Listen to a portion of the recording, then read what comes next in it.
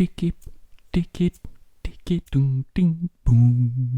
Salut les fans, vous savez quoi? Ça fait 50 ans que les Jackson 5 ont sorti leur premier album. Et c'est donc l'occasion pour moi de consacrer une vidéo à ce groupe mythique qui a lui-même vu l'éclosion d'un autre mythe de la musique moderne, à savoir Michael Jackson. Alors installez-vous confortablement, détachez vos ceintures et plongeons dans l'histoire et la naissance des Jackson 5.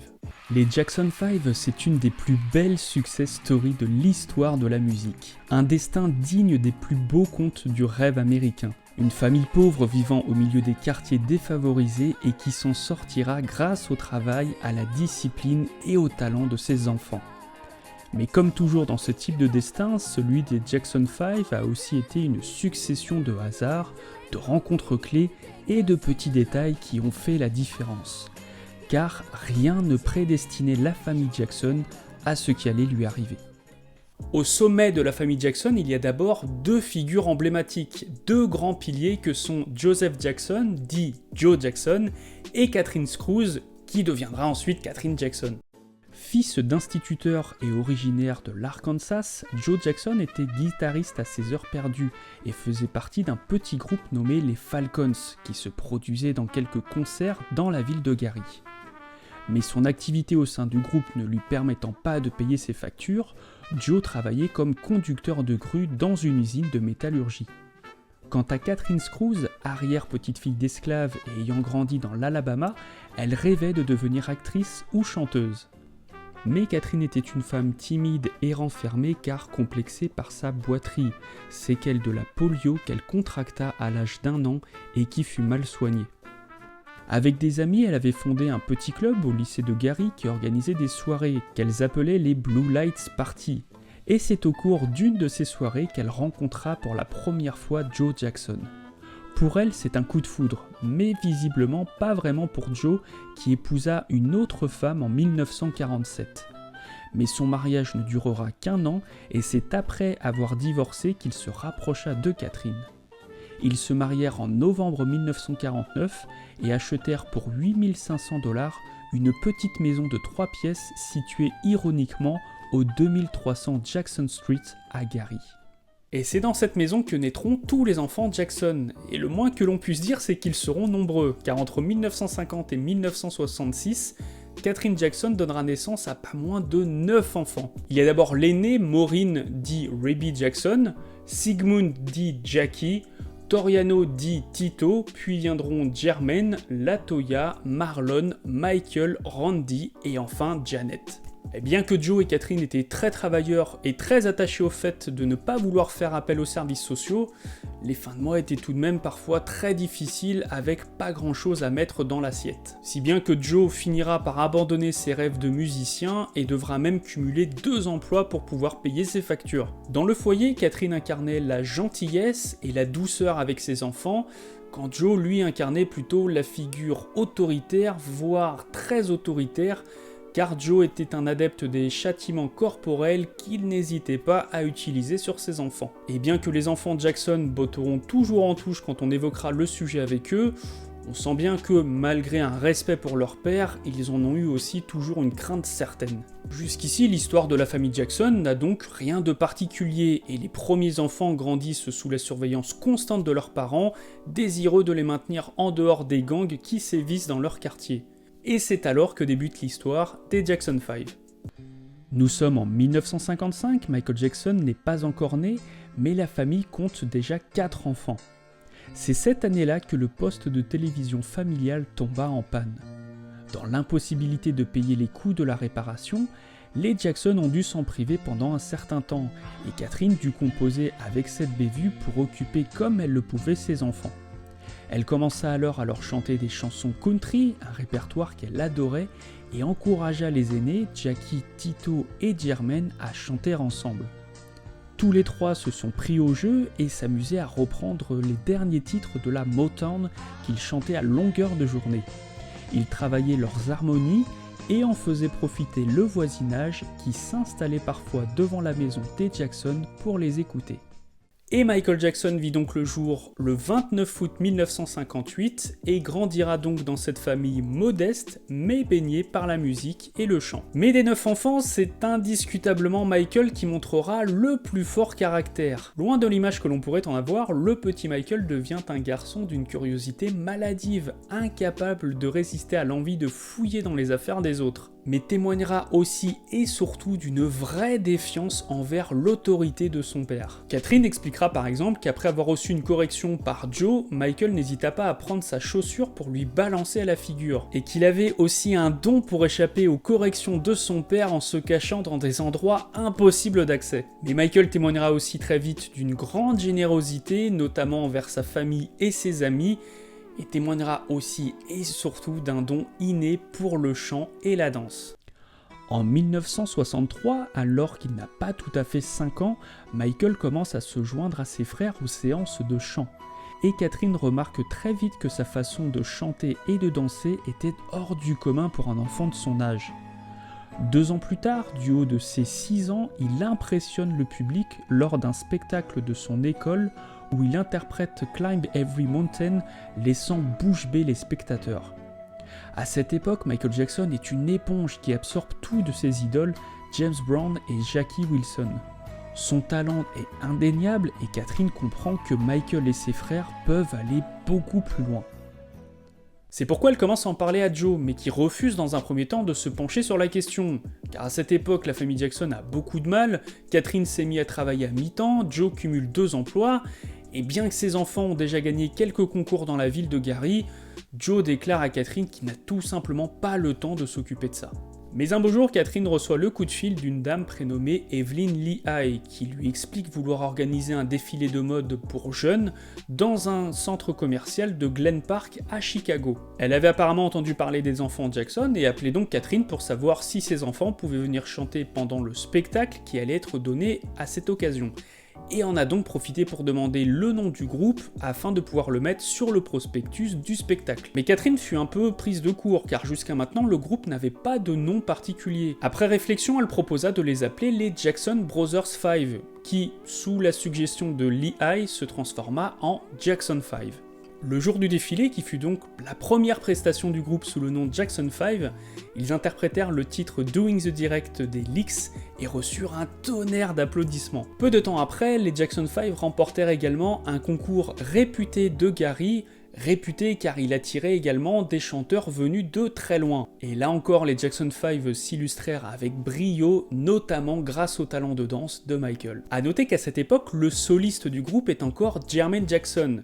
Michael, lui, joue des bongos, danse sur scène et participe au chœur. Joe Jackson prend alors la mesure du potentiel de ses fils et commence à s'endetter pour acheter du matériel.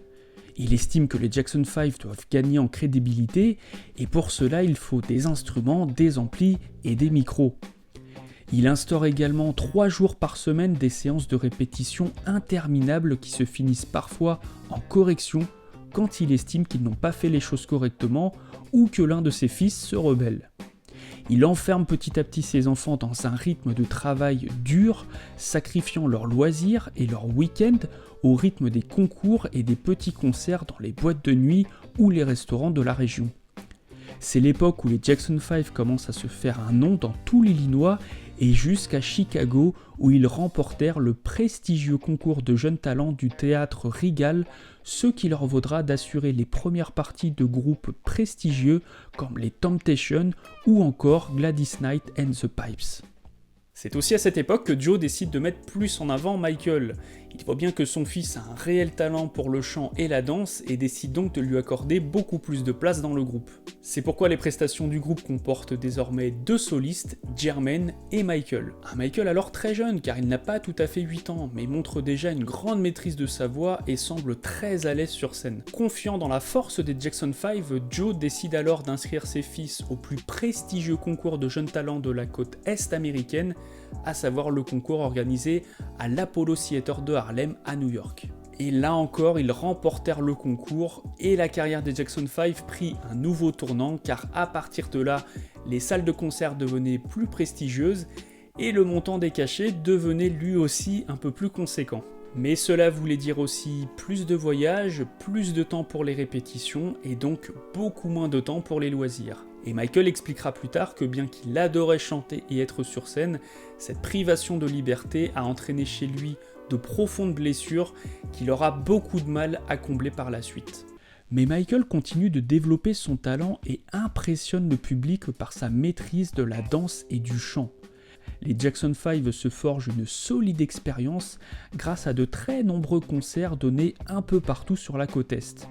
Des boîtes de nuit, des clubs de striptease, des théâtres, ils écument tous les lieux et deviennent de vrais professionnels capables d'improviser et de surprendre le public. Grâce à cela, les Jackson 5 assurent parfois les premières parties de grands noms de la musique, comme par exemple James Brown. Le succès du groupe repose de plus en plus sur les épaules du jeune Michael, qui est désormais plus mis en avant que Jermaine. Car Joe comprend que Michael est devenu le leader du groupe et qu'il est le moteur qui peut propulser les Jackson 5 encore plus loin. Il essaiera d'envoyer une première cassette du groupe chez Motown qui fut retournée quelques semaines plus tard. Gladys Knight essaiera également d'organiser une audition chez Motown, mais elle n'y parviendra pas.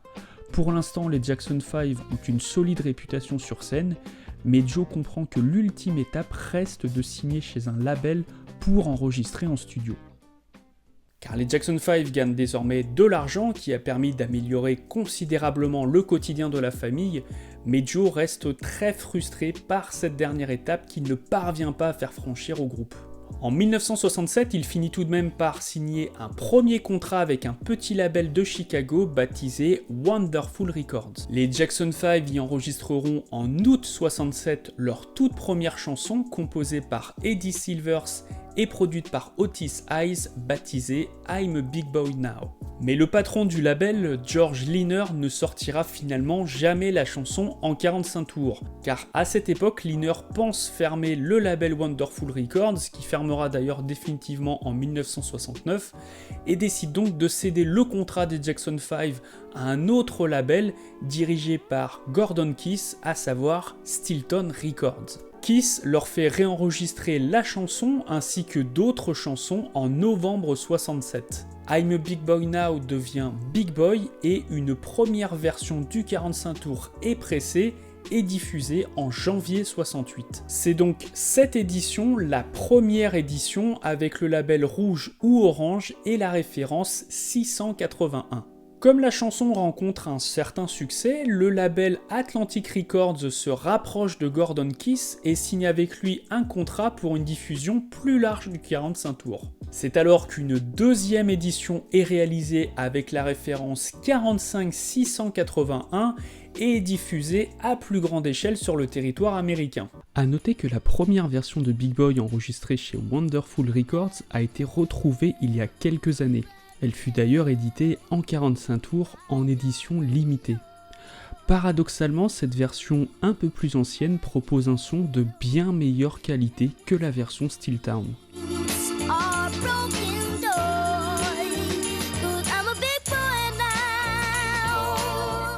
Mais bien que la chanson passe dans certaines radios, ce premier 45 tours ne permet pas aux Jackson 5 de rencontrer un succès national. Joe Jackson en est alors persuadé, il faut à tout prix trouver un label beaucoup plus puissant et influent pour les Jackson 5. Le signe du destin viendra finalement de Bobby Taylor, musicien et membre du groupe Bobby Taylor and the Vancouvers. Les Jackson 5 assurèrent leur première partie lors d'un concert au Regal Theatre de Chicago en juillet 68. Taylor, épaté par la prestation du groupe, décida de pousser Ralph Seltzer, le vice-président de Motown, à enfin auditionner les Jackson 5. Seltzer était d'abord réticent à l'idée de cette audition. Il avait déjà connaissance du groupe, mais pensait les Jackson 5 trop jeunes. Devant l'insistance de Taylor, il finira par accepter d'auditionner les Jackson 5 quelques jours plus tard. L'audition eut lieu le 23 juillet 1968 et fut filmée afin d'être envoyée à Berry Gordy, le président de Motown Records.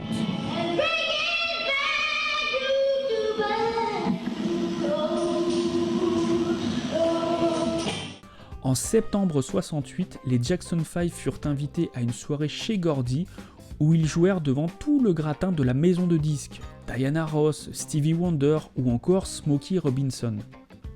Gordy, emballé par les Jackson 5, leur fit signer un contrat d'exclusivité. Joe Jackson avait enfin réussi à faire gravir cette dernière marche à ses fils, un contrat avec un label prestigieux était enfin signé. Cependant, la famille Jackson, qui compte désormais 9 enfants, attendra encore plusieurs mois avant d'être recontactée par Motown et enfin pouvoir quitter Gary et sa criminalité qui était devenue omniprésente. La faute au contrat avec Stilton Records et des droits qu'avait en partie cédé Gordon Keith à Atlantic Records, et il fallait donc gérer ce problème avant de faire enregistrer quoi que ce soit aux Jackson 5. Et il fallut attendre 1969 pour que la famille puisse enfin déménager et s'installer à Los Angeles, dans un premier temps chez Diana Ross. Le travail en studio commença alors et Gordy chargea son collectif de compositeurs et producteurs baptisé The Corporation de travailler les premières chansons et surtout de trouver le premier tube qui allait propulser les Jackson 5. C'est un des membres de The Corporation, Freddie Perrin, qui proposa une de ses compositions intitulée I Want to Be Free, qu'il avait d'abord proposée à Gladys Knight, mais qui ne fut jamais enregistrée. Berry Gordy accepte cette idée, mais veut que la chanson soit un peu plus adaptée au groupe. Il veut un son brut, rythmé et qui marque les esprits.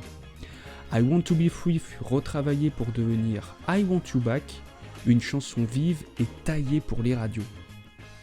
I Want You Back devient alors numéro 1, se vend à des millions d'exemplaires et quelques semaines plus tard, le 18 décembre 1969, sort le premier album des Jackson 5 baptisé Diana Ross Presents The Jackson 5. C'est donc le début d'une carrière unique, semée parfois d'embûches et de trous d'air, mais qui permettra à Michael Jackson de devenir la star que l'on connaît. Mais ça, c'est une autre histoire. Merci d'avoir regardé cette vidéo, on se retrouve très bientôt pour d'autres vidéos. Ciao.